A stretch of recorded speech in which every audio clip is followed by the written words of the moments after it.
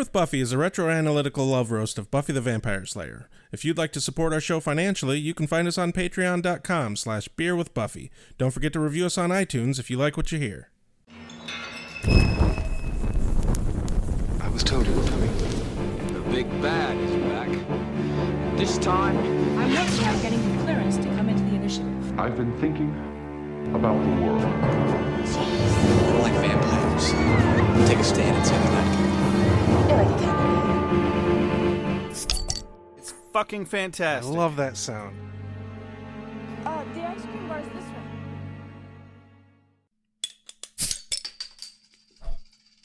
And here we are again. Good evening. Welcome to Beer with Buffy. I'm Rex. I'm Josh. And today we are reviewing Season 4, Episode 20, The Yoko Factor. El Yoko Factoro. Damn, dude. We're so close to being done with this season. I know. It's terrifying.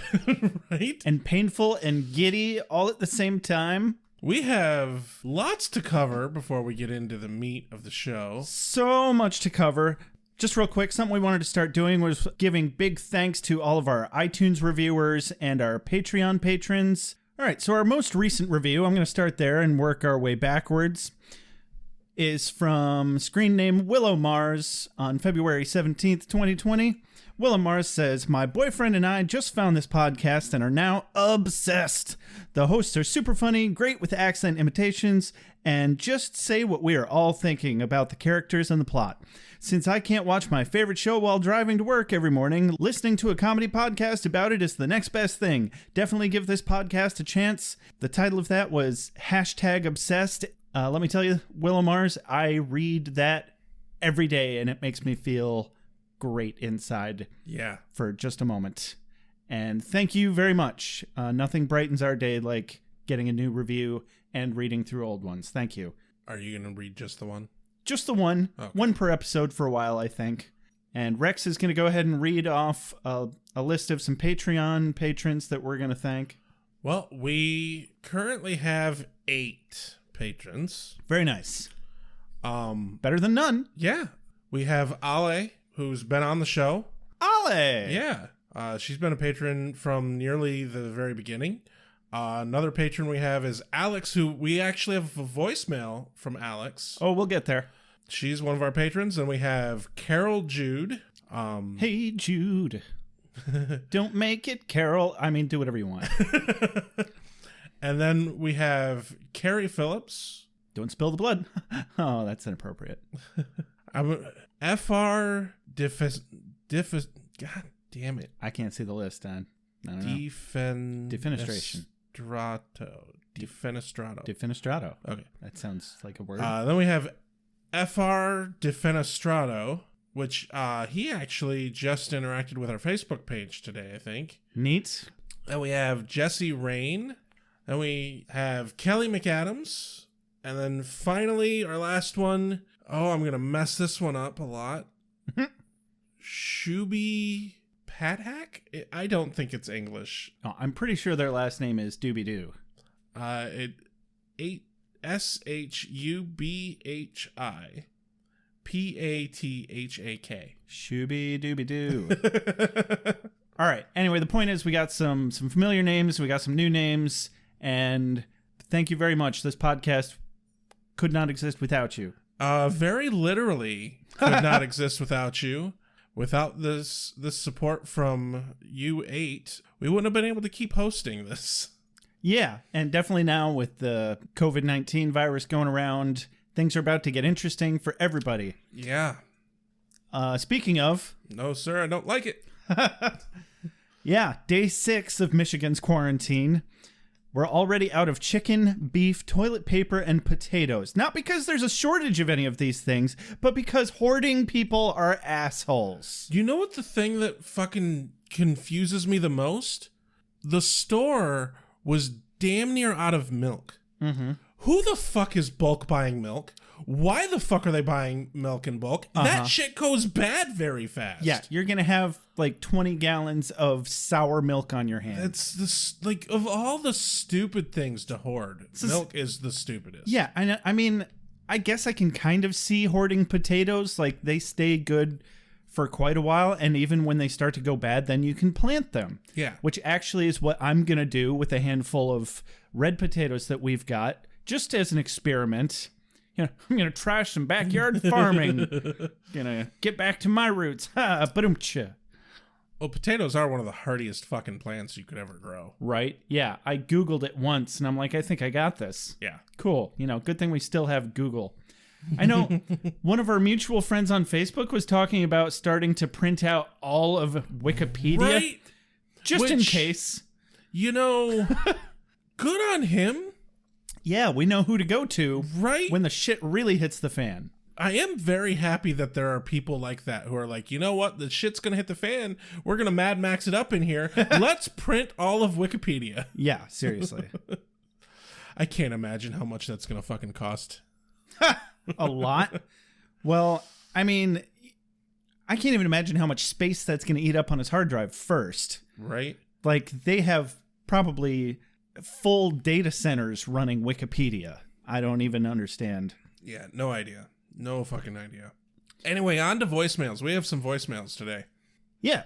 So our next upcoming segment is River Crystal Sam's Messages. Voicemails will be played in the order in which they were received. First one not being River Crystal or Right. Sam. I like that we're just slowly going to add more names to that. Yeah. What's your fourth name going to be? Help us out.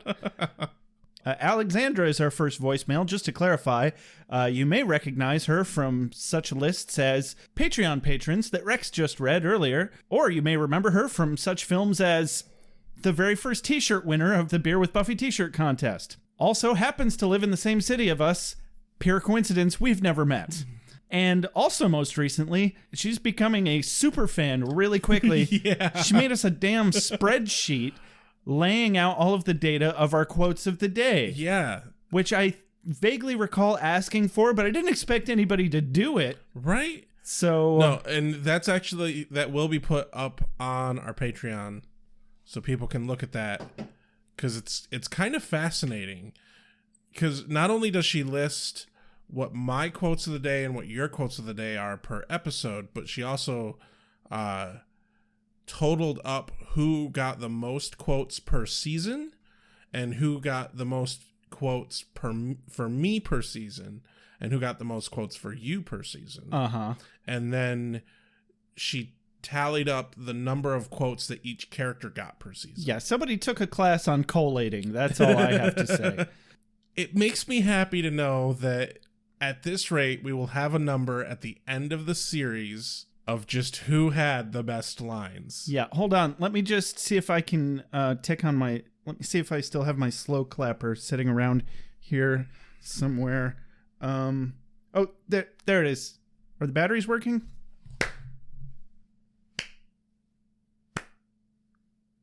Oh, thank God, that's still working. Yeah. Okay, good to go here. We're ready for the apocalypse here. Got that slow clapper. That's all you really need. Yeah. Okay, Alexandra's voicemails. Here we go. Oh god, you guys are ridiculous. Alright, so, this is Alex.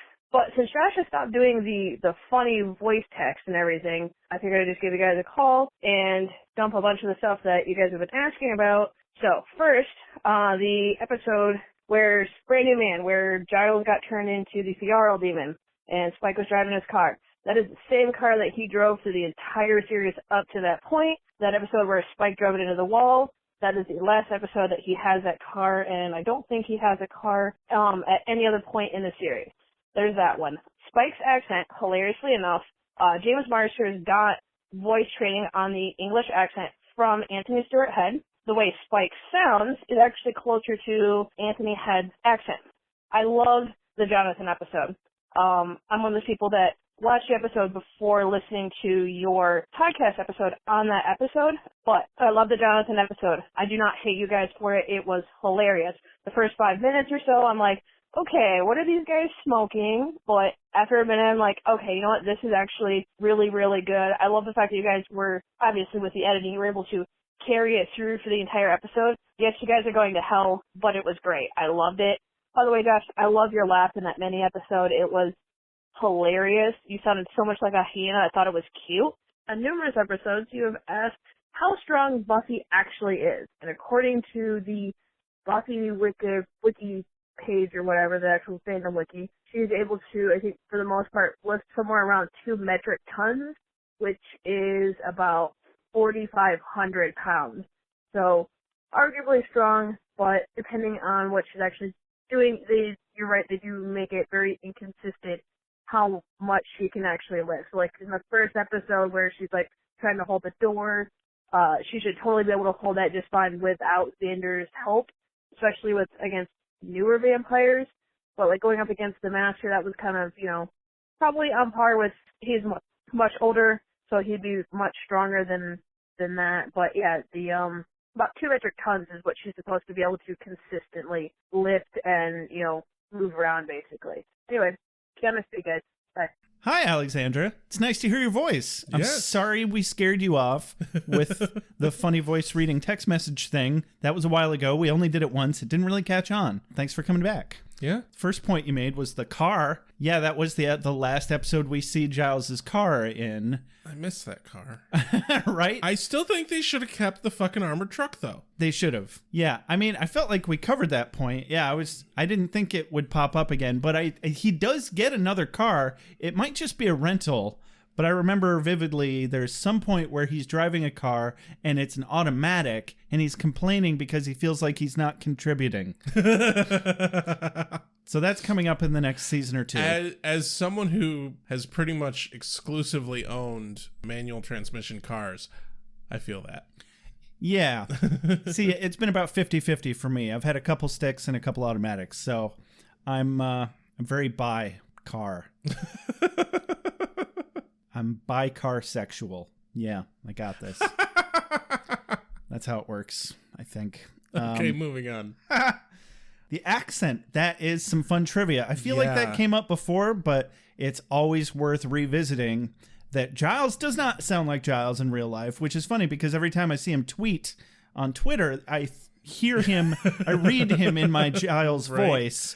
Yeah. But it would really be more accurate to read him in the Spike voice. It's fascinating to me that they had him do a different accent. Right. Well, that's because the British have such a vast array of different dialects in such a small geographic space. They can all tell exactly what class you are, geographically where you're from, probably what elementary school you went to, they could probably figure out your damn address based on your accent. Well, hey, we have some UK fans. Can you figure out people's address based on your accent? Come on, Geraint, let us know.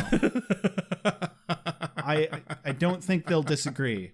And so, I mean, any American's knowledge of British accents, it just pales in comparison to the reality of the dialectical situation over there. And here we are sitting with our fucking Midwestern nasally bullshit accents. Yeah, we've got the non-regional accent. That's how that works, right? Yeah. Sure. Not when I have to equalize us to get rid of the nasality.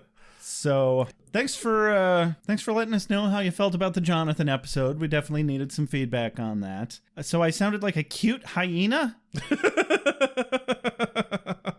I mean... Well, to be fair, the bonus episode was a lot more of you laughing than me laughing. And normally, during our normal recordings, they hear me laughing more than they hear you laughing. Probably, yeah. I did absolutely lose my shit. But did I sound more like Shenzai, Bonsai, or Ed? That's what I want to know. Ooh. Ed. Ed. It was Ed.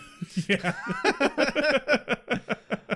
I think that's their names from The Lion King. I don't know. I know Ed. The Whoopi Goldberg one is definitely Shenzai, and it's the middle one. It would have to be Bonsai. I'm going with Bonsai. I have no idea. That's my headcanon. All I know is they hate dangling. Yes. Because they're dangling on the end of the food chain. Right. So how strong is Buffy, Rex?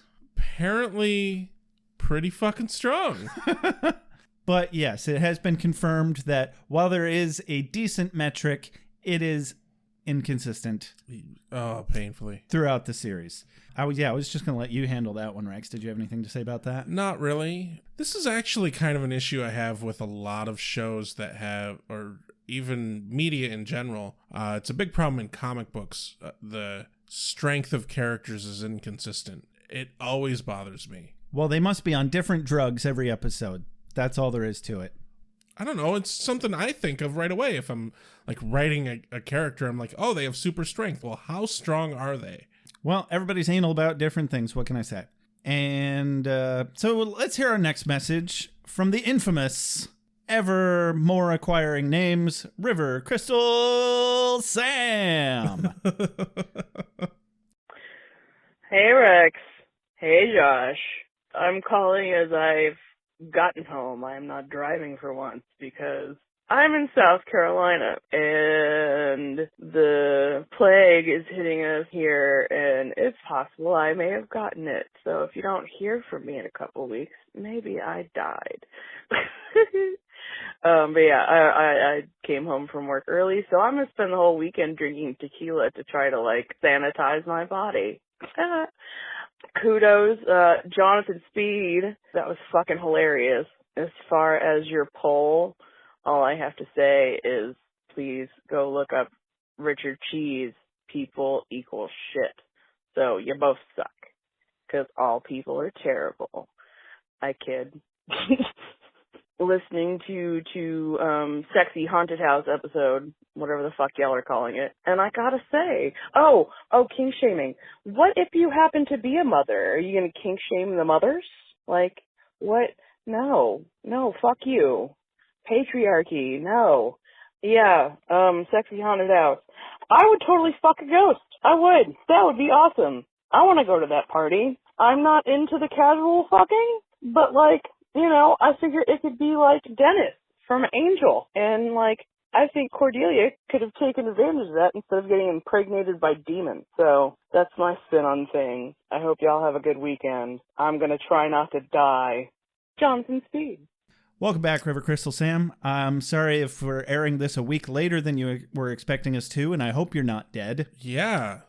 We can't afford anybody else to run our messages segment, okay? Right. I mean, I think Alexandra is kind of trying to give you a run for your money. If you want to have a showdown, we can work that out. Once you get busy not dying, I think you're onto something with the tequila sanitization.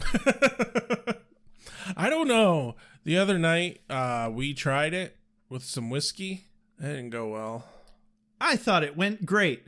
Nobody needs details on that. Oh, God. Yeah. No, to be fair, it was my birthday and St. Patty's Day. And yeah, lots of whiskey. Lots of whiskey. Yeah, and what are you on about with this Jonathan Speed shit? It's Keanu Speed. What Fruit Loops are you eating? Fucking Jonathan is such a nerd. What is your childhood trauma? Oh my God. No, but it's Keanu Speed. Yeah. Yeah. I don't know what you're talking about. Keanu Speed, Josh. Reeves be with you. Whoa. So, about the kink shaming mothers, you know, I was actually afraid somebody might object to that because I feel like there's a very important distinction to be made here, and thank you for bringing it up, River Crystal Sam. No. Mothers can totally have their kinks. That's fine. We're not saying mothers aren't allowed to have kinks or sex or whatever, just as long as nobody's talking about or especially including their mothers in anything kink related. That is a very important distinction. Mothers are their own entity. They just shouldn't. You get what I'm saying, right? Right? Don't leave me hanging, son of a bitch. I don't think so, Josh. Well, good thing I was asking River. Come on, River. You know what I'm talking about, right? Nobody. So this concludes River Crystal Sam's and Alexandra's messages. Yeah, shit. We're a bit long into this. We need to get on with the mom synopsis. Joshua! What are you doing, Joshua? Going out like an adult? You mean living at your mother's house like a child? Tomato, potato. Don't you dare take nightshade plants in vain with me, mister. I would never take my potatoes in vain, mother. I'm actually going to plant some so that in 3 months, if people haven't stopped hoarding, we'll have some damned potatoes. Speaking of sowing seeds of dissent, see what I did there? Why are all the Scoobies fighting so much? What? You didn't see all the potatoes Spike was planting this whole damn episode? You know, boil them, mash them, stick them in a stew. Potatoes. I have no idea what you're talking about or referencing, Joshua. So, Spike struck a deal with Adam last episode to help him out in exchange for getting the chip removed from his brain. Now he's fulfilling his end of this bargain by removing all non-Buffy Scoobies from the equation. He does this by offering Giles a bargain with Buffy of super-secret initiative files for money, blood, and protection, all the while spreading rumors amongst Xander, Willow, and Giles that all the others think they're useless assholes, thus spreading the seeds of dissension throughout the ranks of the Scooby Gang. Buffy goes patrolling, awkwardly finds herself tag-teaming a cave with Forrest, who promptly gets himself murdered by Adam. Meanwhile, Angel is in town to apologize for having been an asshole when Buffy came to visit and help with Faith in L.A., but he bumps into Riley, they fight, Riley gets it in his head that Buffy banged Angel while she was in L.A., and when Buffy finally gets all the testosterone settled, she drops the bomb on Riley that Forrest is dead. Then, in an epic finale, Xander, Willow, and Buffy and Giles all get in a big argument about how useless they all are to a bewildered and blindsided Buffy who just can't catch a break from the drama this episode. Riley has business with Adam, to be continued. Dun, dun, dun. Ladies, gentlemen, spiny-headed looking creatures. Soon as the sun goes down, down, Vampire. soon as the sun goes down, down, Vampire. competition is a beautiful thing. Foods here. Before we start on the cold open, in the previously on Buffy clips, they covered the meat of what happened on Angel for the Faith wrap-up crossover episode.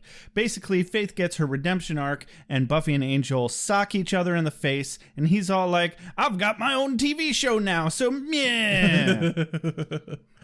Yeah. That's about it. And then he shows up again. That's important because he shows up in this episode. Yep. Cold open.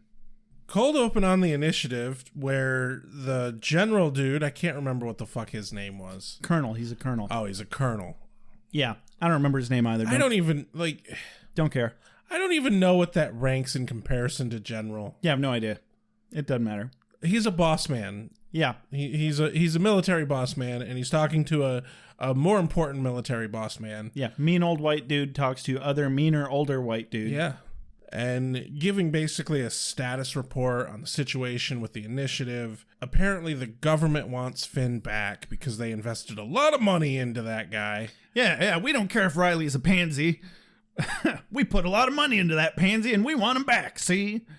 And who the hell is this Buffy? Yeah, and the Colonel Douchey McDoucherson is like, oh, she's just a girl. Cut to the lair, where Spike begs to differ. He does, in fact. He outlines to Adam why Buffy is a problem. Adam is being such a classically thick-headed supervillain right now. Right. It hurts. And I appreciate that Spike does not underestimate Buffy Yes. at all. Yeah.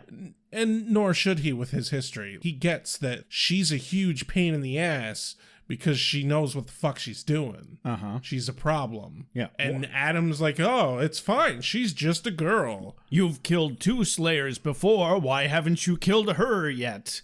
Oh, because there's no other factors. But he's half computer-brained, so Right. I guess he's overly logical in that sense. Adam suspects that Spike is afraid of Buffy, which Spike kind of doth protest too much, I think. Yeah.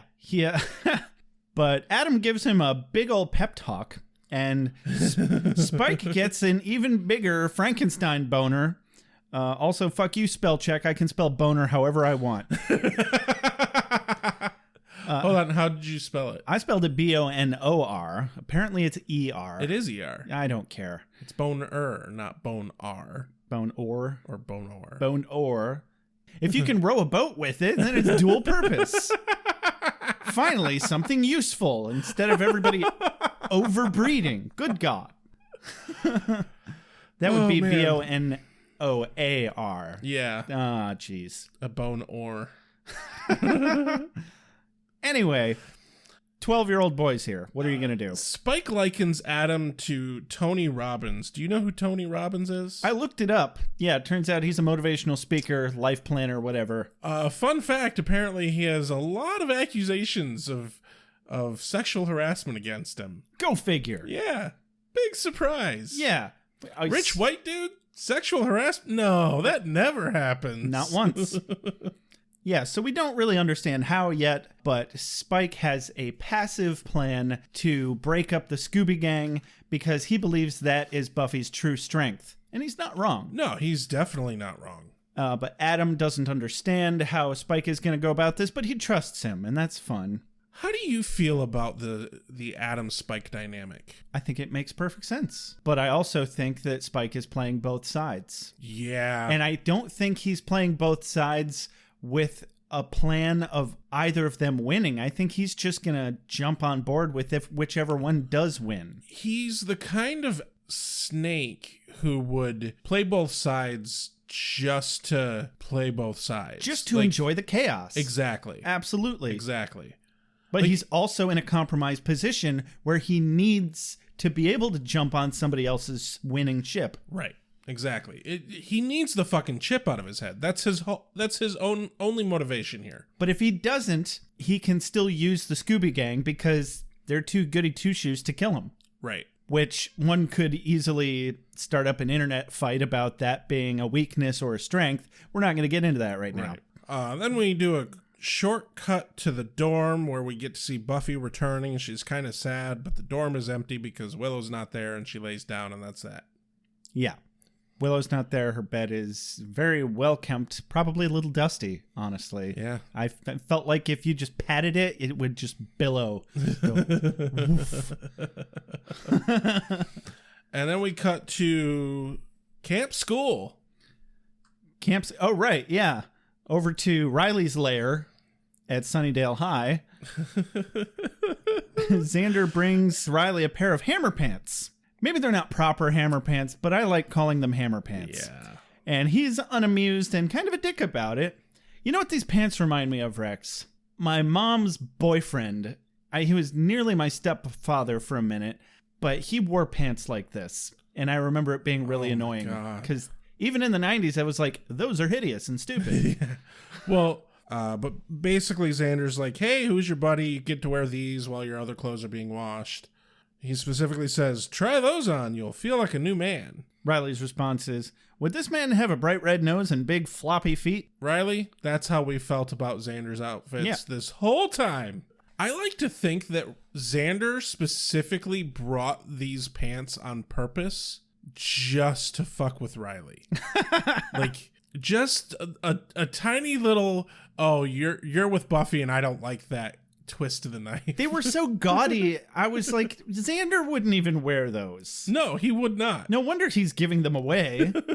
So yeah, there has to be that slight little element of just fucking with Riley, but also he's very good to Riley in this scene. Yes. More so than one could ever truly expect from Xander. Yeah. And I think a part of that is Angel. Well, he likes him better than Angel because, you know, he's human and never murdered anybody that they knew. So they start talking about Angel. Riley reveals that Buffy gave him the most of the rundown of the situation, but not a little bit of important information. While it is kind of important information, it is information that is truly none of Riley's fucking business. It's too much information, and Riley says it himself. He didn't want to know after he knows it. Right. He really didn't need to know this, and that was absolutely more than okay for Buffy to make that call. That was private shit. Yeah, exactly. He says, it's not like I hate the guy, just, you know, the guts part of him. Yeah. I thought that was a clever line. I liked it. Yeah, I got that one too. And Riley's response is, can't blame you, but to be fair, it's not him you hate, it's the curse. And which is a distinction we've been making all along. Yeah. But this is where Xander's like, but you didn't know the thing that made him happy. And he's like, oh, the sex. Great. So Xander didn't even technically tell him, but he let him connect the dots and didn't say no. Yeah, which there could be added in all tons of subtext in that right there. Yeah. Just how he's basically like spoon feeding Riley specific information to let Riley connect dots.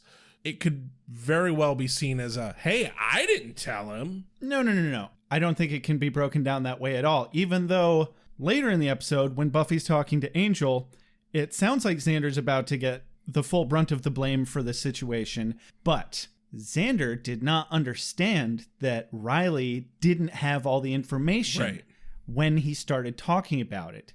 And in fact, was trying to stay hush-hush about it, but then Riley brought it up. Yeah. So I don't think Xander is even vaguely at fault here. And in fact, is sitting here spending his time talking down Buffy's boyfriend from his insecurities about Buffy being off with her ex-boyfriend. And I think... Yeah. I didn't really pick up on that, but you're right, I think. This can either be one of those things that is just too wildly outside of Xander's scope of who he is as a character, or a sign of massive character growth over the last season or two, to the point where there's not even a sign of him being uncomfortable about not being the one dating Buffy anymore. Yeah. Which it's possible, because he is dating Anya, and I think that alleviates a lot of his insecurities now. And I think any of the shittiness that we get from Xander in this scene is, you can definitely tell, while Riley was like, oh, you hate the curse, not him. No. I think Xander legitimately doesn't like Angel. He really hates Angelus, but I think he also just doesn't like Angel. Yeah, but I think it's almost fully colored by the fact that he hates Angelus. Like, he can't separate the two. Yeah, I think you might be right on that. He really is struggling to separate his view of Angel versus his view of Angelus. But, they had a few run-ins where it's arguable. I don't think there's really a right or wrong answer to that, but that's a fun argument for possibly another place, another time, like, Facebook or something. So, yeah, Riley's all super insecure because he suddenly thinks that Buffy ran off to LA to go jump in the sack with Angel. His line is specifically, well, she went running off to LA to bone up on her history. This is the big kudos line to Xander. No, I'm sure it's boneless. She just needs to make sure everything's okay. She's probably back already. And I just thought that was funny because... Yeah, it's a good line. Play on words. Boneless. I like boneless wings. Yeah. They're delicious. They say young people don't learn anything in high school nowadays, but I've learned to be afraid.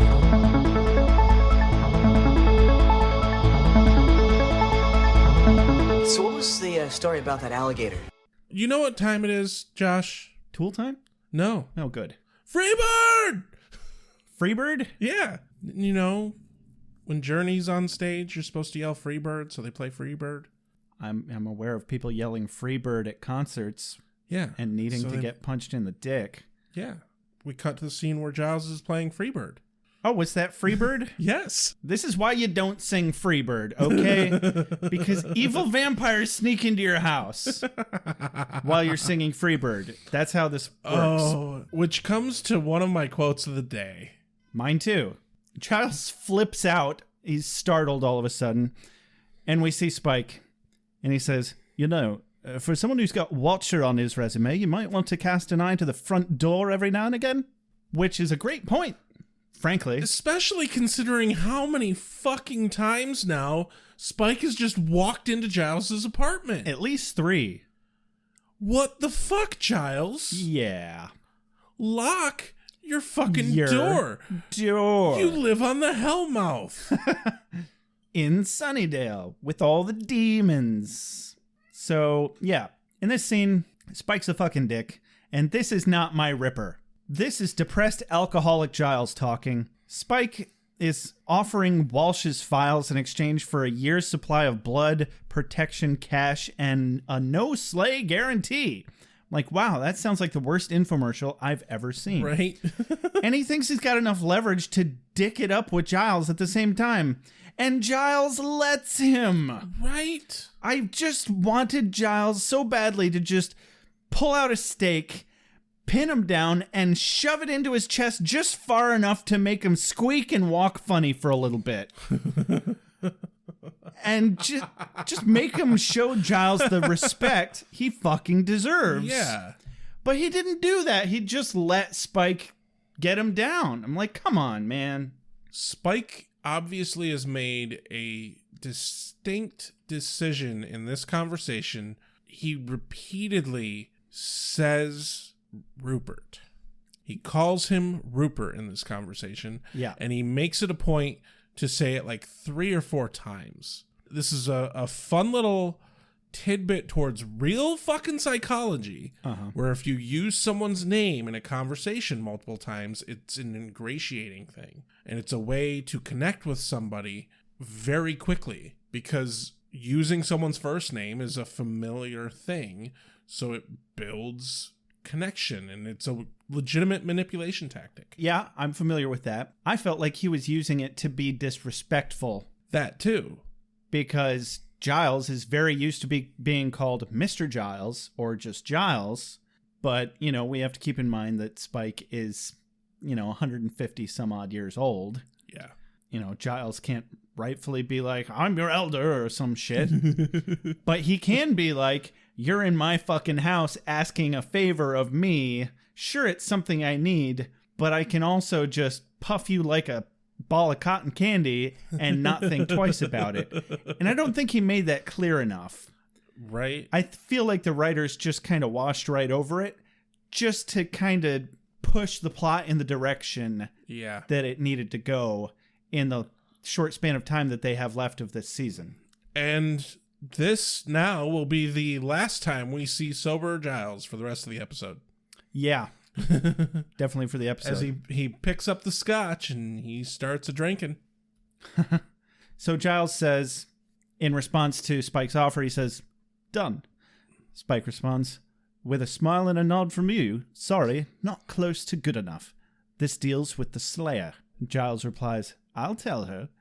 Oh, you'll tell her. Great, comfort that. What makes you think she'll listen to you? Because. Oh, very convincing. I'm her watcher. I think you're neglecting the past tense there, Rupert. Besides, she barely listened to you when you were in charge. I've seen the way she treats you. Oh, yes, and how's that? Very much like a retired librarian. I felt like that was the core of the manipulation tactics of the conversation. It's hard to switch in a conversation between Giles and Spike, isn't it? It is, but it's fun. And especially... It's a really good scene, though. Yeah, but especially having that little tidbit of trivia, knowing that Spike learned his accent from Anthony Stewart Head. I always had heard and thought this to be true. I thought that James Marsters had learned... I had heard that he learned his British accent just from watching Monty Python and just kind of pieced it together. So that makes a lot more sense and makes me feel better that it's a much more legitimate British accent that he got coaching from Anthony Stewart Head. So that's neat. So we cut over to Tara's room, where they're just melting over Miss Kitty Fantastico cuteness. Which is very adorable. I didn't feel like she was really handling the cat very properly. It was like... To be fair, though, kittens are tough little monsters. I know. And I've definitely been very guilty of, flipping around and playing a little too rough with cats and kittens before. It's fun and easy to do, but I kind of stopped doing that when I heard my cat squeak really bad one time. And he's acted like he's had back problems ever since, and I've really been feeling guilty about that for a long time. So careful how you handle your cats, everybody. They're not invincible. They are house goblins.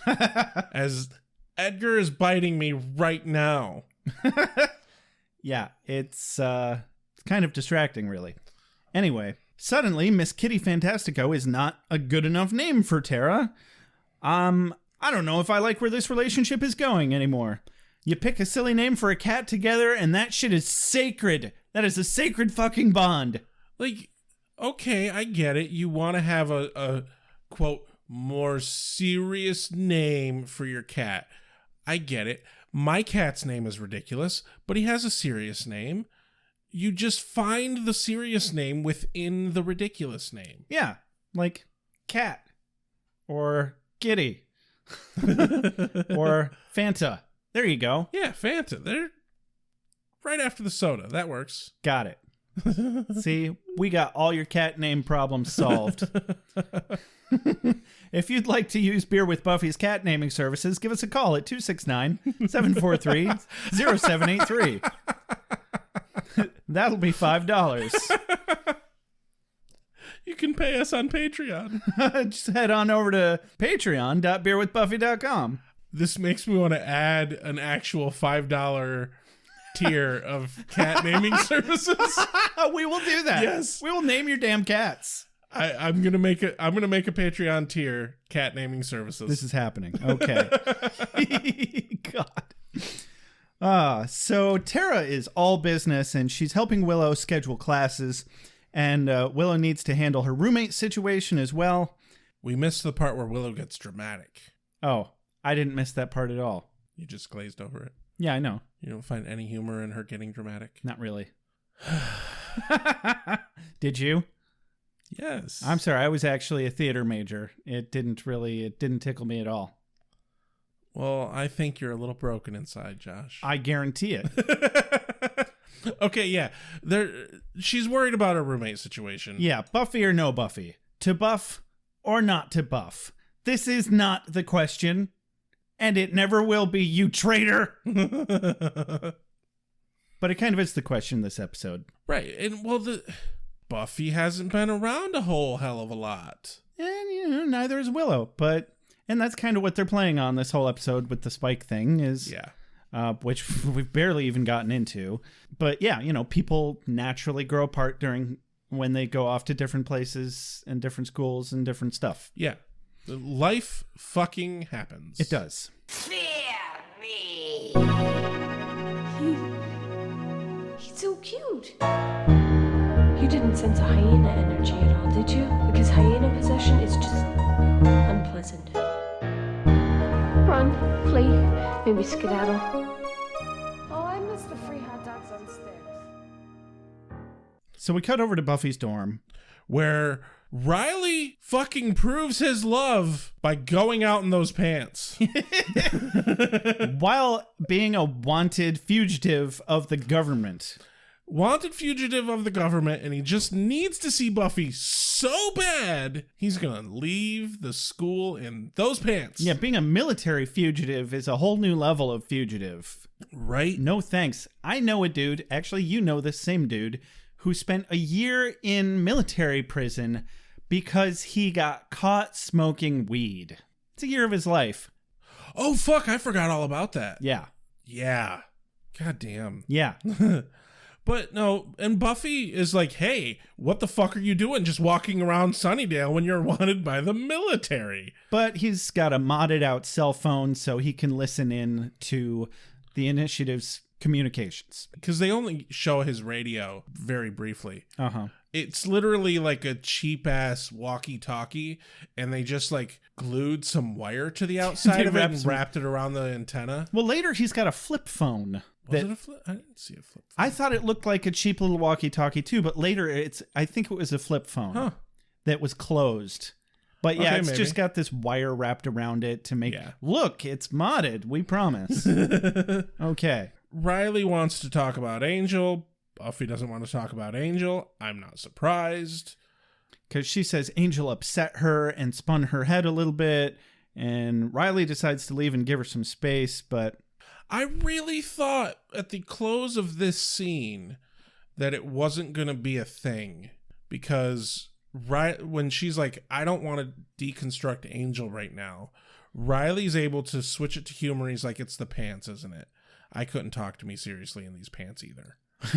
I have to recharge them every 2 hours or they go dead on me. Right. And like that's, adding some humor to kind of diffuse a situation that's a brilliant fucking move, and it seems like the right step to being like, okay, we can talk about this later. It's not a big deal. Yeah, it's just like the COVID-19 shutdown. The government really just wants you to stay in your home so that they can change the batteries in the birds. Right? And that, I mean, how else is that going to get fucking done? everything makes so much more sense now. Jeez. But anyway, no, Buffy is visibly distressed when Riley leaves. And I thought he made the right call, but I think things probably wouldn't have blown up if he had chosen to stay and spend some time. Right. But shit goes down the way it does. What are you going to do? Yeah. Cut to the crypt where Xander's delivering some more clothes. Yeah, Xander's not clothing delivery service where he delivers clothing to people strikes again. And we get a fun little piece of information, a little bit more about how Spike's chip works. He can't point a gun at people. That makes perfect sense to me, though, because the chip is based on Spike's understanding of hurting somebody. Exactly. Not specifically the act of beating them. And that's fascinating to me. And that might actually explain the moment that we had in that one episode where he like threw the dude when he's running off. Because if he was just in a fight or flight sort of mentality where he's like just trying to get the fuck out of there in a panic. Self-defense. Right. He's not thinking about what he's doing. He's just running. Yeah, that makes good sense. So the chip's wired into his intent. And that's fucking diabolical. It is. But Spike also gets to stretch his manipulation muscles here. Oh my, does and he? He's just starting to get warmed up. He started with Giles, moving on to Xander, proving very easily that Xander is frighteningly simple to get riled up about nothing.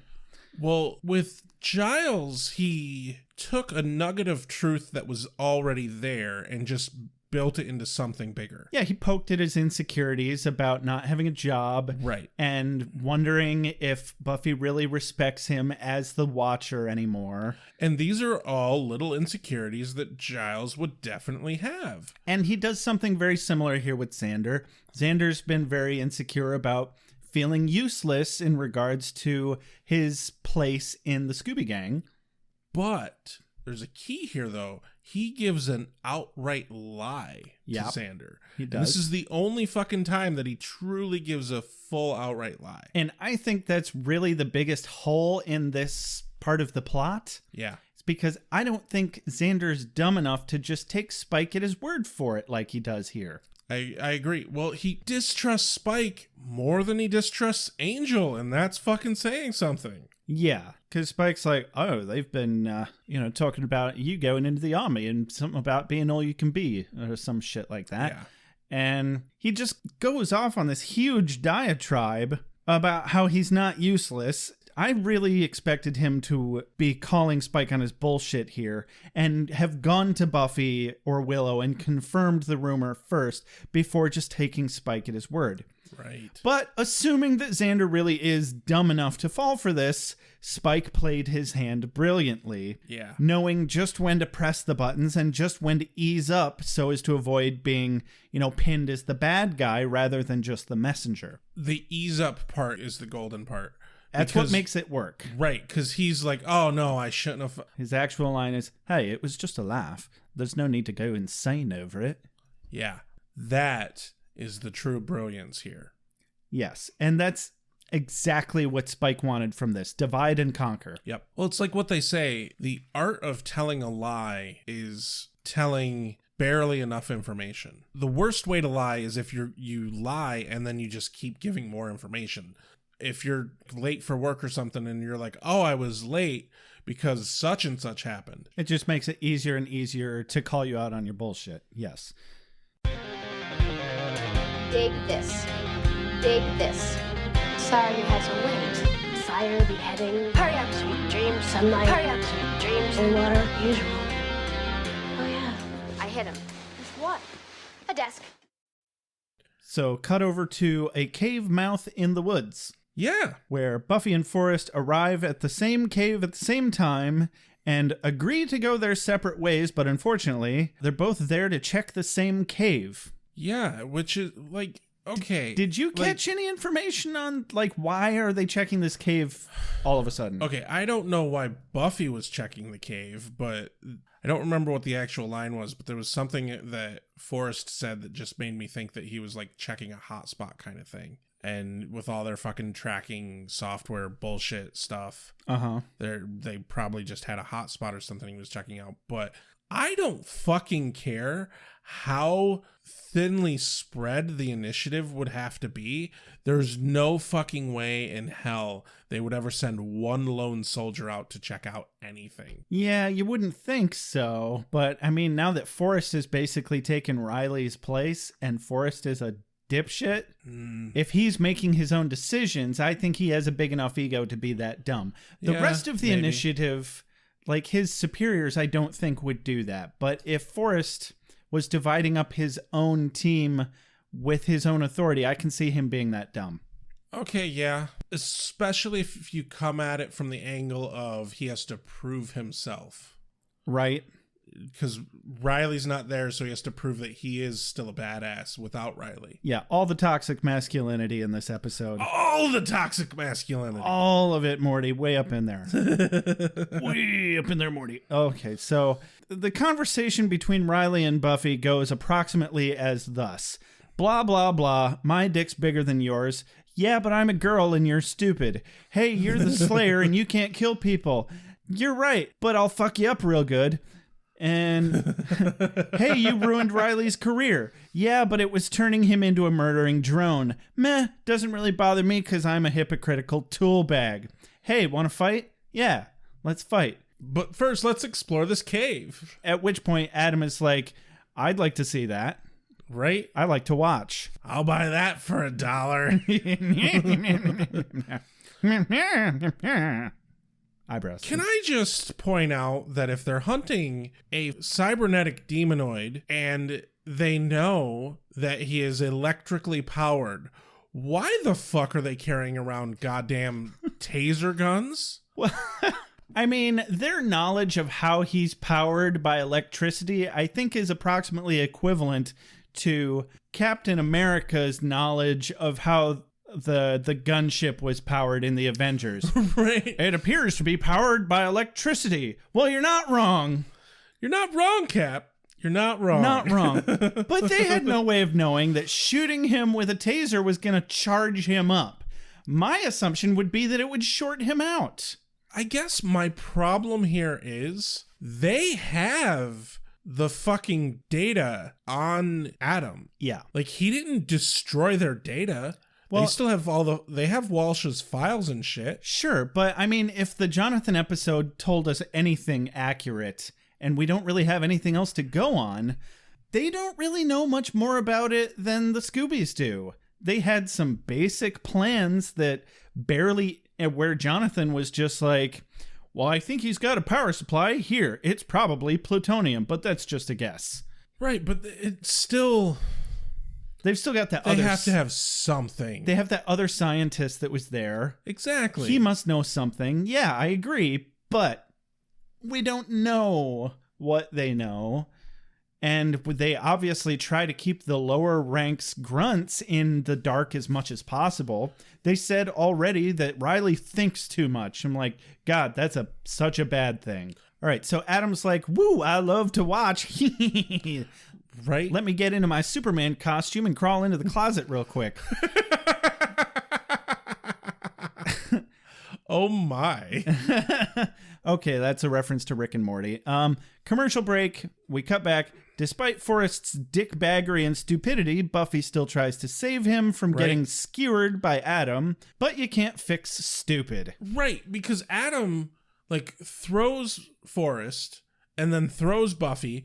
Forrest sees him fucking ready the spike, fucking engage the spike. What the fuck would you call that? Engage. Yeah, there's got to be a good word for that.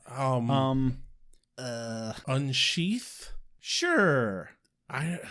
What would you call that? Eject. I'm gonna say eject too late. He ejaculates the spike. No, ejeculates. It's not quite the same. Okay, fine. He ejaculates the spike. Forrest sees him do this, and then he just runs at him. Like, his arms are even slightly above his head when he runs at him. And he's like, stab me in the chest. Here, let me thrust my vulnerable bits at you. Yeah.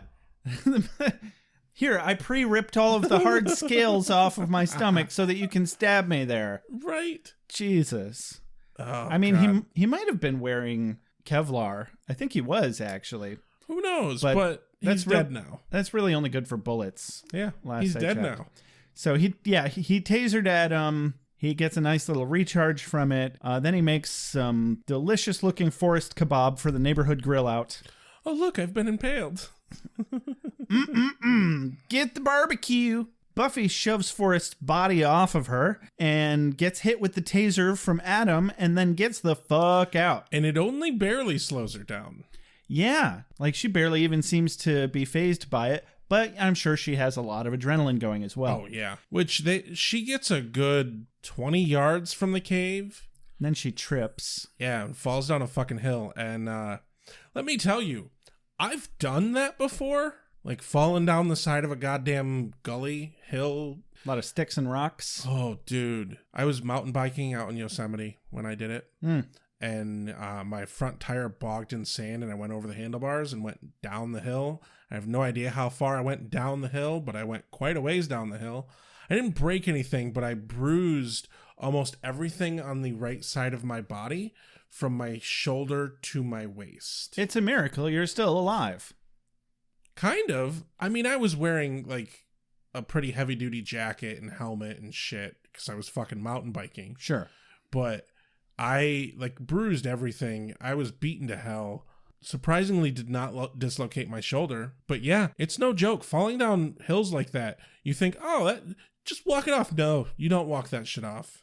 Sounds painful, especially the part where Buffy hits her head on a rock. Yeah. And we get to stare at that gash the rest of the episode. And you're what? Shocked and disappointed? Unbelievable. You should know better than to tempt the fate. The fate's that way. Well, that was pathetic. You should know better than to tempt the fate. The fate's that way. There's a lot more than that. A fantastic day. Birds singing, squirrels making lots of rotten little swirls. So we cut over to Giles's house, where Spike fakes being winded and stressed out from a big initiative heist as he runs in. I have a question, though.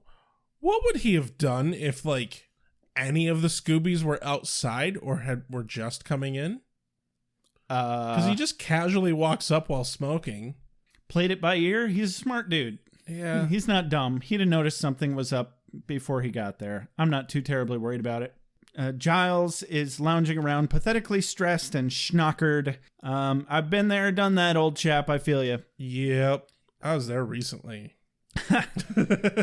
But Spike really greases up his old fuckery hockles, and he starts to play Willow against some bullshit that he makes up about Buffy and Xander, saying that, you know, he overheard Willow's going through a phase and being trendy and ignoring how she's been ignoring her computer skills in place of being a Wiccan. And Spike notices for the first time that there's definitely something going on between Willow and Tara. Yep. Because Tara's like twiddling Willow's hair.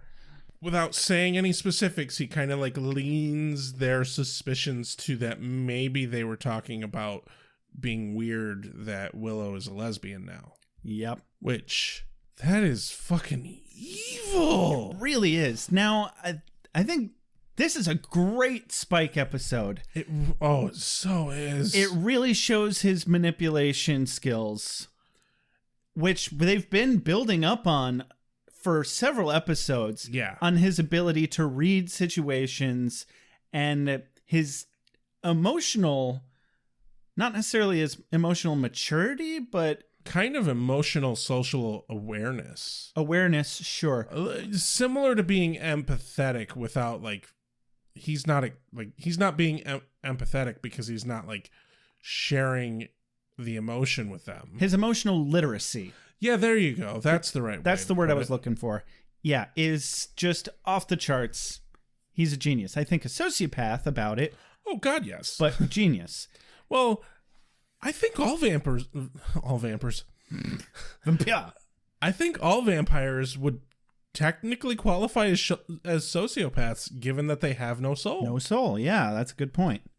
But yeah, he correctly assumes that, knowing Willow's history, that perhaps there's something going on about Buffy or other people in the gang either not knowing that she's a lesbian or knowing and being really uncomfortable about it, because that's a transition for people to make psychologically and emotionally. Well, I mean, it's just the assumption that it's like, hey, this is a weird situation, so therefore I guarantee Willow would have doubts of her position and how her friends view that. Yeah, but he sees a chink in the armor and he goes for it, and he's such a relentless predator about it. Now, the disc that he gives her is encrypted. I want to make a prediction about this disc. I think this disc will have fuck all nothing on it, and Adam made it solely to be super hard to crack, just as a nice fuck you. When she cracks it, I think it's going to pop up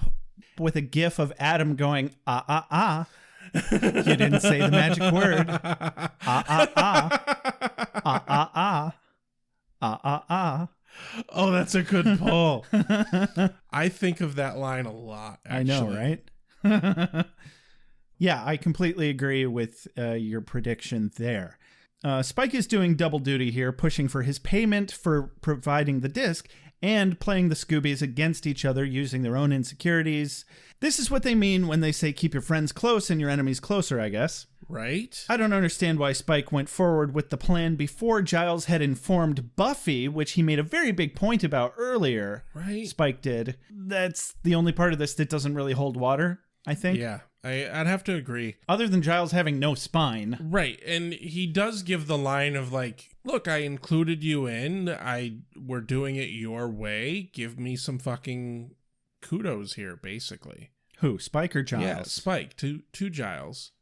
I don't remember what his exact line was, but something along those lines. Okay, I don't remember either, but good summation. Cut to the initiative, where things are getting very Sardini up in here. Cell space is backed up, hostiles are overflowing.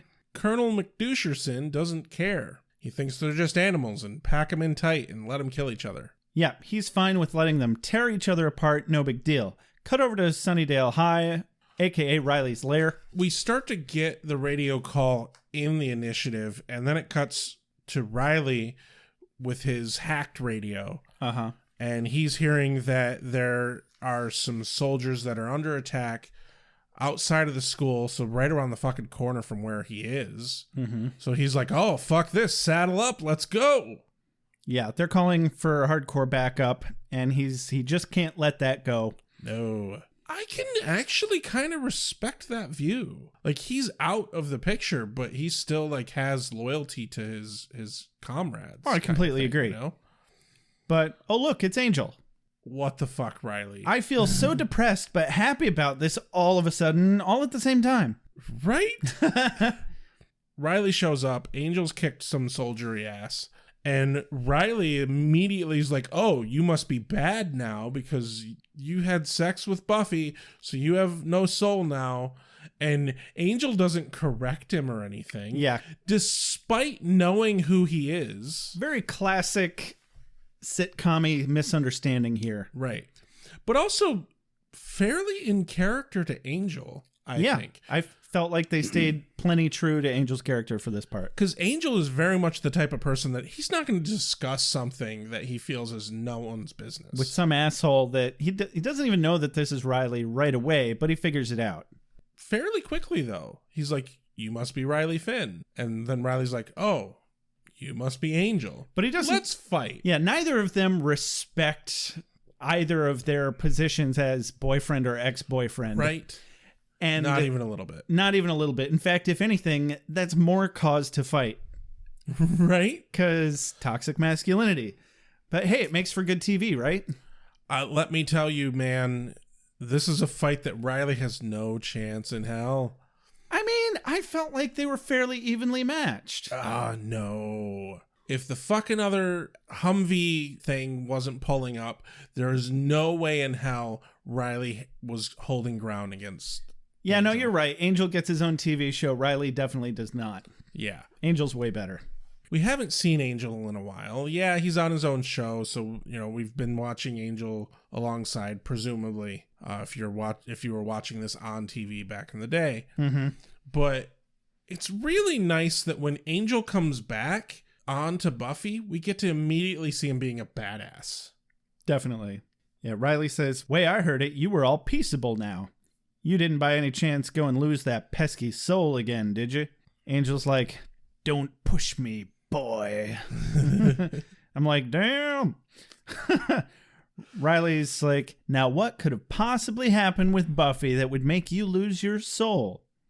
That's between me and her." Yeah. Mm-hmm. And yikes, all the testosterone. All of it. Every bit of it. Obligatory boyfriend fight. They both get their punches in. Riley zaps Angel with a taser, a tiny taser, not one of the big ass tasers. It doesn't really do a whole hell of a lot because Angel's badass. Then they hear reinforcements coming and they both skedaddle. Yeah. Not before Angel fucking whips Riley across the alleyway into a pile of big metal tubes. I want to say ductwork. Yeah. Yeah. Because it looked fairly like thin metal. Right. It's the kind of like sheet metal stuff that it actually bends really easy. Yeah. Good. It's a good background prop to throw someone into. Yeah, definitely. So if anything, it broke his fall better than the wall would have. Oh, God, yeah. So he was lucky it was there. I like how they exit scene here, though, because Angel exits scene very Batman-esque. By rooftop. And Riley just kind of limps away. "I'm just going to go over here and look like I'm a homeless man taking a pee in the corner. It's going to be fine." Like, did he really successfully hide from them in that stupid little corner? I mean, he'd know the way they operate, so, I mean, he would be able to hide pretty easily, I think. Yeah, they probably just zipped right past. Like, they were probably picking up the bodies of the fallen soldiers. Right. And he could easily squeak around the bend or something. I don't know. Who fucking cares? They don't find him. They took a bit long to get there, though, didn't they? Yeah, I think... I don't know. I'm not going to pull out the map and start taking down timestamps and shit. Fuck that. But hey, if you want to and want to let us know, give us a call. Yeah, we'd love to hear that breakdown. 269-743-0783. Frankly, it's ludicrous to have these interlocking bodies and not interlock. Putrefying diseases. It'll make you blind and insane, but it won't kill you. Light a bunch of candles and have sex near them. So far, I like it. Please remove your clothing now.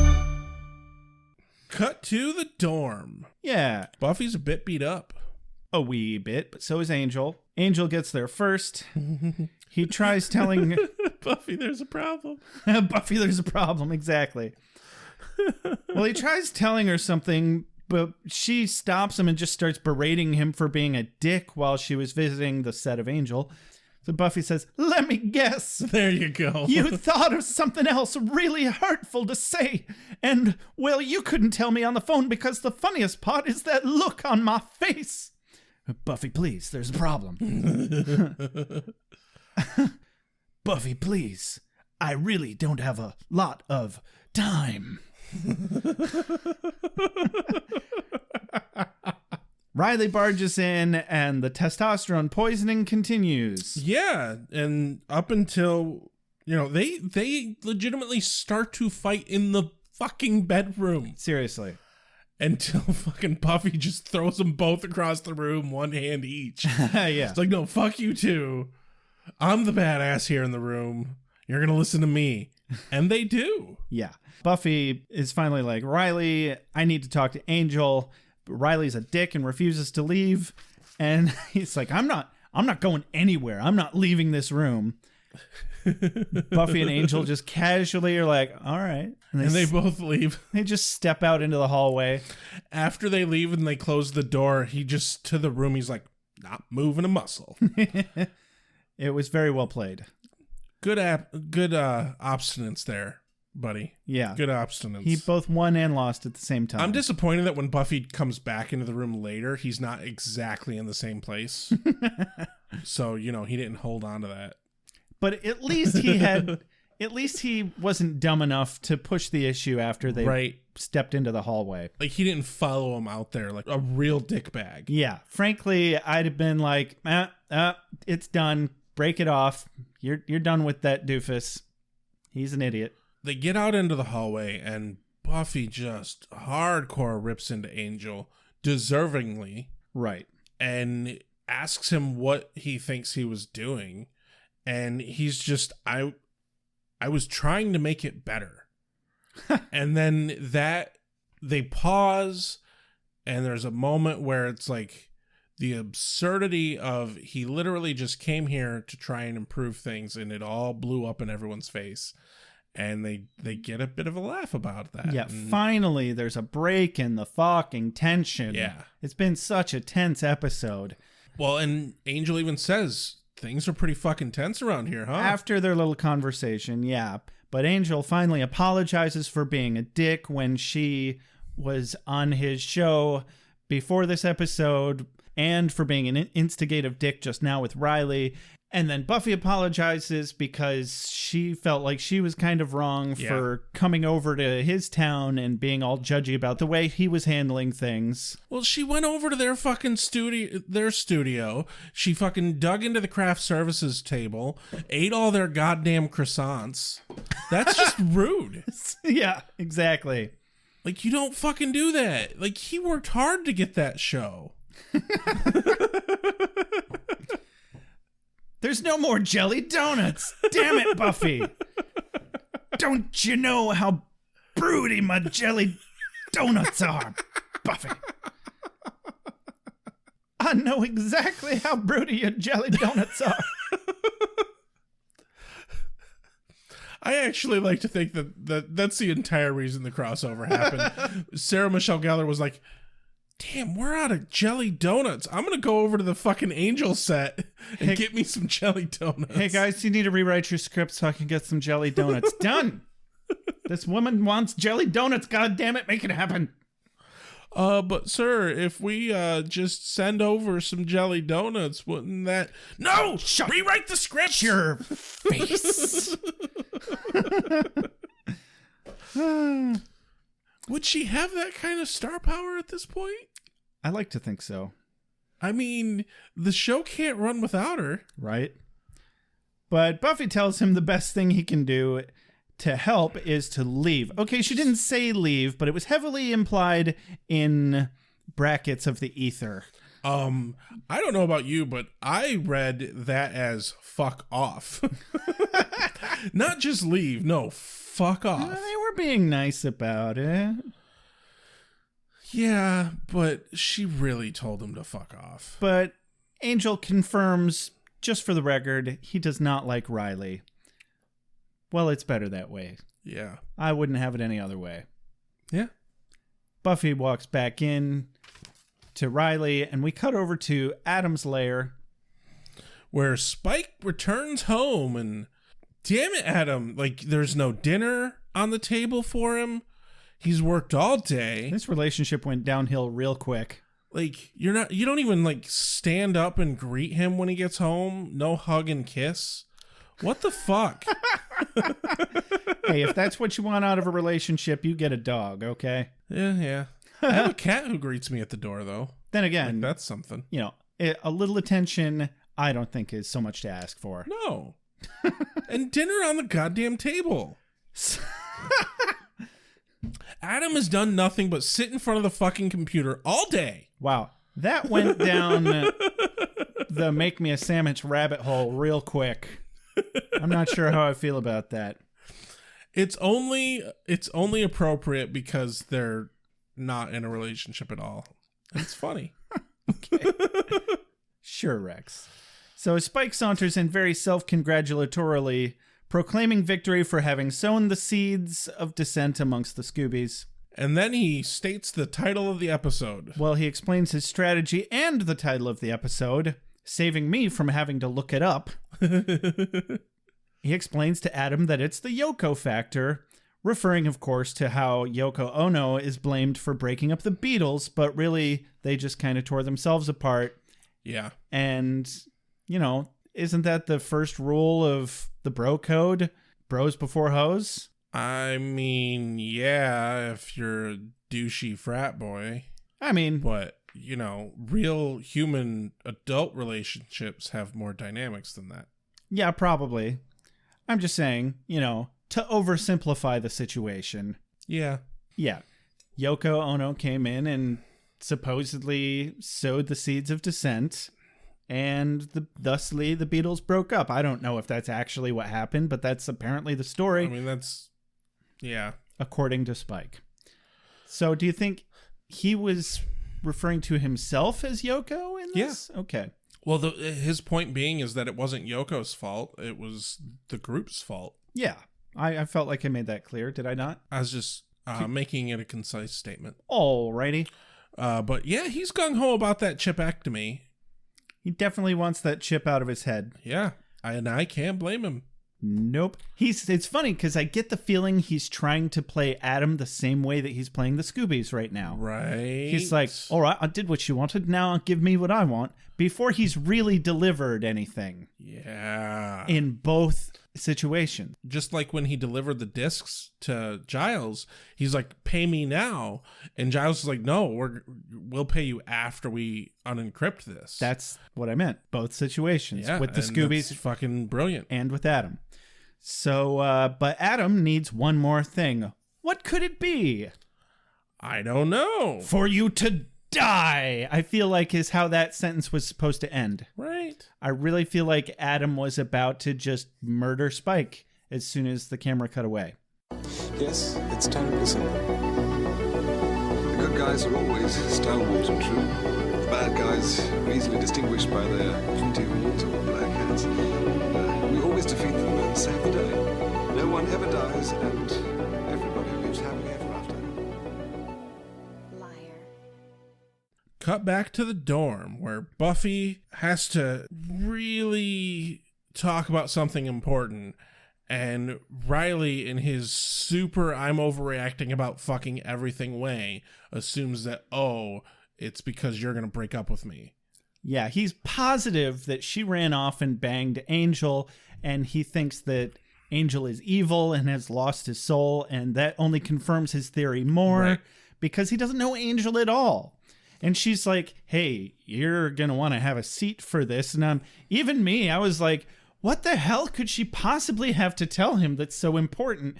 I know she's not breaking up with him. Right. And I suspected it was about Forrest, but the big thing I completely forgot about Forrest at this point. Well, it happened so quick. Yeah. It happened so quick, and then, like, nothing was said about it at all. But they sit down on the bed, and Buffy makes a very fucking valid point here. What the fuck have I done to warrant you being this ridiculously jealous and distrustful of me? Yeah. Fuck all nothing. Sure. I mean, now, Rex, we've both been in relationships with insecure women. And I think women as well as men should be allowed a certain amount of insecurity. That's part of a relationship. Yeah. Is knowing that somebody has a certain amount of emotional trauma and damage and baggage that is going to need to be dealt with on a regular basis. Yeah. And this is Riley's. He's insecure and he needs some reassurance occasionally that Buffy is still into him. The issue, though, I think, is that he's allowing his insecurities to become so much more. Yeah, I'm not saying it's okay all of the time, but there was huge communication issues. Well, definitely on Riley's side. Yeah. More so on Riley's side, because she's trying to tell him this thing and he's not listening. Right. And when Angel was first brought up, like, she's like, look, that's a fucking touchy subject and I'm not currently ready to talk about that. And he couldn't, like, his insecurities led him to just not be able to accept that. And that's bullshit. And he jumped to conclusions. Yeah. And my God, this episode just gave me whiplash from all the stupid misunderstandings flying around the whole damn episode. Yes. She finally clears up that she absolutely did not bang Angel and he's not evil. This is just who he is. Which brings me to one of my quotes of the day. Okay. Riley goes, seriously? That's a good day? Well, there you go. Even when he's good, he's all Mr. Billowy Coat, King of Pain. And girls, they really... And then that's when Buffy interrupts him. Yeah, so just stop. And you know what? Riley's not wrong. I swoon a little bit for Angel. That's why he got his own show. Yeah. But she's all like, why are you so insecure, though? And he's like, oh, because I'm so in love with you. Oh, fuck that. And she's like, oh, by the way, Forrest is dead. Oh, fuck. That's a bombshell right there. Riley just gets up and pretty much walks out. He's upset, understandably. Yeah. And I bet that makes him feel a bit petty. Right. Yeah. Oh, shit. I was just worried about what you were doing with your own private bits when my best friend is dead now. Oopsie doodle.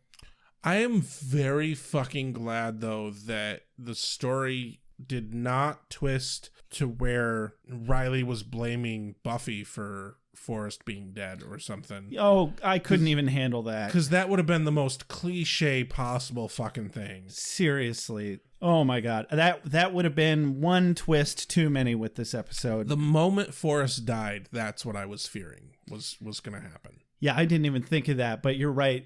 They could have gone there so easily. And they still could. Yeah. Hopefully that doesn't happen. Oh, knock on fucking wood. If it does, then we will finally understand why everybody hates Riley so much. Yeah. I'm still waiting for the other shoe to really drop there. There's been a few moments where I'm like, It's a slow build-up. It's a long, slow build-up, and the last straw is going to break the camel's back in the next episode or two, I think. Well, we only have two. Yeah. Cut to Giles's house. Willow's still trying to decrypt Spike's dubious disc, and oh boy, shit really hits the fan. Oh, so quick. Or rather, Spike's shit plant sprouts in magnanimous abundance. I like that. There you go. You're welcome. Magnanimous I don't even think I can actually say that. Basically, Willow and Xander want to help Buffy fight Adam, and had they stayed calm and thought it out rationally, maybe they could have worked something out to help Buffy, but with Willow and Xander's heads still spinning with the bullshit Spike laid down, everybody lashes out at everybody for talking behind each other's back, but not really, because that didn't really happen. I was just expecting at one fucking moment for Willow and Buffy to be like, we never talked about you joining the military. Yeah. What are you talking about? I expected all three of them to compare stories and be like, Spike. Yeah. But they didn't. I think that might still happen next episode. Fucking better. My favorite part about this whole scene, though, is that Giles is really drunk. Right? But Willow lets it slip that she thinks things aren't okay with her and Buffy because she can't handle Tara being her girlfriend, which throws Xander for a loop. And Giles, Tara's your girlfriend? Yeah. And Giles up in his loft can still hear everything going on. And he also didn't know. And with the greatest of comedic timing ever, he's like, bloody hell. Could this get more dramatic? Right. But before that, I actually have a quote of another quote of the day here that involves Xander and Giles. Okay. It's when Xander is complaining to Buffy, he says, oh, okay, you and Willow go do your superpower thing. I'll stay behind and putt around the Batcave with crusty old Alfred here. And drunkenly, Giles says, no, I'm no Alfred, sir. No, you forget. Alfred had a job. Oh, with the self-deprecating humor. That normally would have been a Xander line. Yeah. That was amazing. Xander's line there, nothing all that great, but Giles's line was gold. Yeah, so all the shit goes down. Everybody's mad at everybody. Buffy storms off. Cut over to Adam's lair. Riley walks in. Adam says, I've been waiting for you. Yeah. Riley responds, and now I'm here. Dun, dun, dun. Gerarg. Gerarg. Is this for me? I must be ready. I need my strength. Give me more! Night, I shall walk in the earth. Hold on. You've got something in your eye. So, Josh, did this episode stress you out as much as it stressed me out? Probably. First thing I wanted to cover is, what the hell do you think Riley's doing with Adam? I think he has a chip in his brain or something like that. Some sort of programming that Walsh did to him.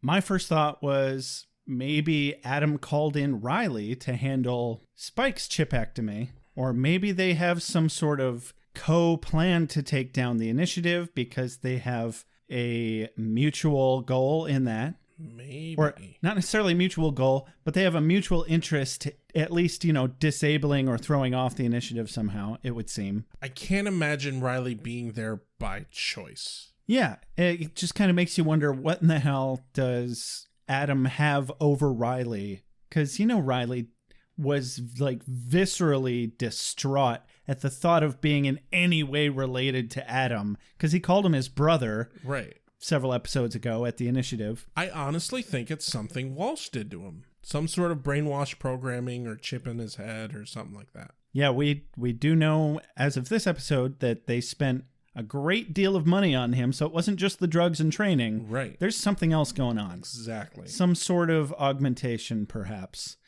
Anyway, how'd you feel about this episode? It stressed me out and I didn't like it. I liked Spike in it, but everything else about it stressed me out. Yeah, everybody's communication skills failed miserably, and their ability to assert themselves. Everyone except for Spike. Right? Yeah.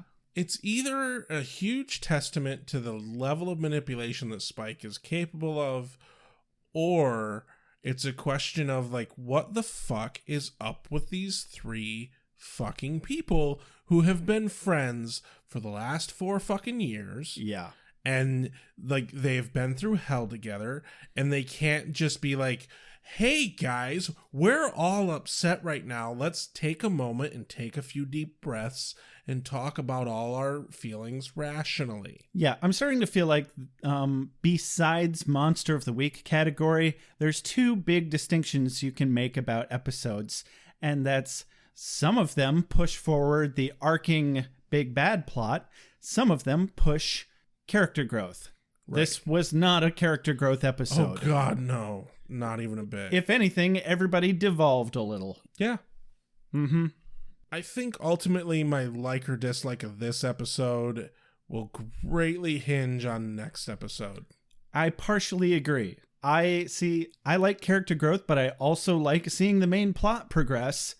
And I understand that one or the other of those things kind of has to take a hit in order for the other thing to happen based on the way that it's set up.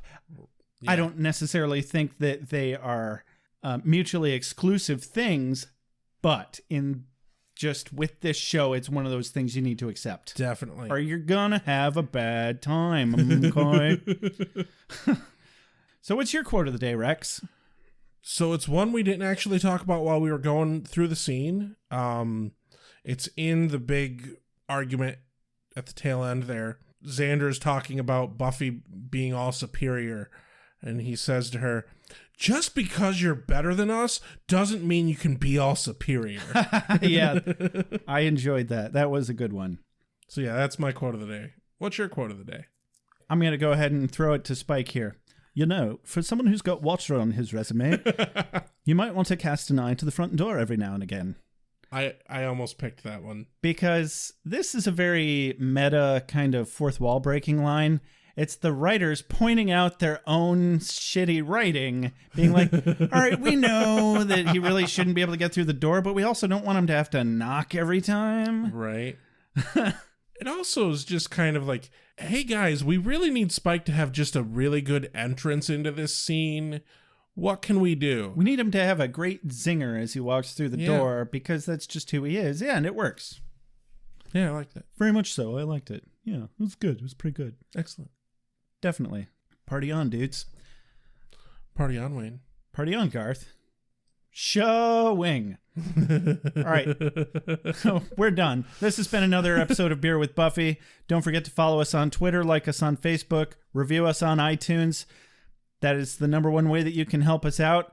Recently, I started spinning the karma wheel and giving out all the iTunes reviews that I can get my hands on, because you can't be a beggar and a chooser. So we want genuine iTunes reviews, preferably favorably, of course. If you're interested and like to collect merchandise from your favorite podcast, we have a store. It's at store.beerwithbuffy.com. We have mugs, t-shirts, stickers, and hoodies. If you want to help us out financially in these crazy COVID-19 days, you can head on over to patreon.beerwithbuffy.com. It'll help us keep the lights on and buy us a beer at the very least, and it's all very much appreciated. Thank you. If you ever have any questions, comments, or concerns, or just want to chat with us, you can contact us at beerwithbuffy@gmail.com. Or, even more fun, we might play you on the air or respond to you in real time if you want to leave us a voicemail at 269-743-0783. You can also text to that number. This has been Beer with Buffy. I'm Josh. I'm Rex. Have a good night. Keanu speed, Josh. Levinson be with you. Reeves be with you. Damn. We've been infected again. Whoa. I make allowances for your years, but I expect a certain amount of responsibility, and instead of which you enslave yourself to this cult. You don't like the color?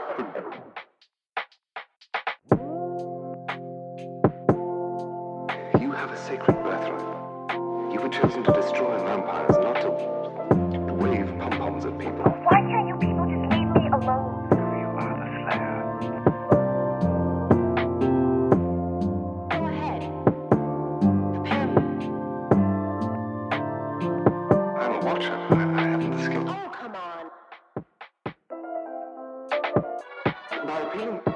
By appealing to your common sense. Earwolves, incubi, succubi, everything you've ever dreaded was under your bed, but told yourself couldn't be by the light of day. One gal in all the world. Common sense. One gal in all the world.